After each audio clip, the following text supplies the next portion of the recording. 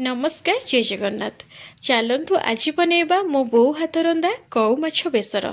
जेहेतु मो घर को आसी मो बो बनैकी देले मते बहुत भल लगे। आ बो मोर जहाँ भी बनैकी मते दिए ना बहुत ही टेस्ट लगे। आ माँ मान हाथ रंधा ना बहुत ही टेस्ट लगे। जहाँ भी करके दियंती से हाथ में गोटे जादू कौन थाए आ बहुत ही टेस्ट लगे। सब बेले आम निजे निजे करके खाइले एत कौन टेस्ट लगे खावाई भल लगे किंतु माँ मैंने जब टिके कौन बनैकी दे दियंती ना बहुत ही बढ़िया लगे। तो चलतु आज मो बो हाथ रंधरा गोटे बढ़िया माछ बेसरटे बनैब कौ माछ। ये माछटी ओडिशा रे मिले यहाँ कौ माछ देसी कौ आ बहुत ही टेस्ट लगे। तो देखो माछरे बो मोर लुण हल्दी लंका गुंड देकी भलसे रखी देथिला। तापरे सोरष तेल रे भलसे फ्राए करदेला। तापरे माछ देखो बढ़िया भागे भाजी हो जाइए।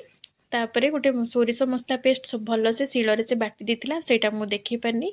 आपण माने शिଳରେ बाटिकी बनैबे बहुत ही बढ़िया लगिबो। जेमति कि सोरिष नेथिला जीरा नेथिला रसुण और सुखिला लंका ये सब जिनस को से बाटी देथिला।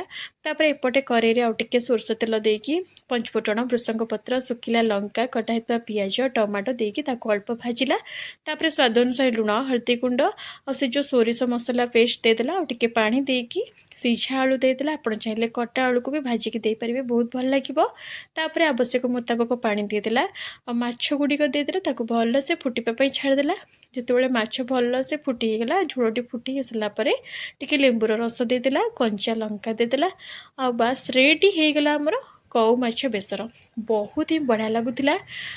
आपण मैंने गरम गरम भात यहाँ बनैकी खाइबे बहुत ही बढ़िया लगे। आ जदि मो चैनल नुआ अच्छा सब्सक्राइब करनी। जय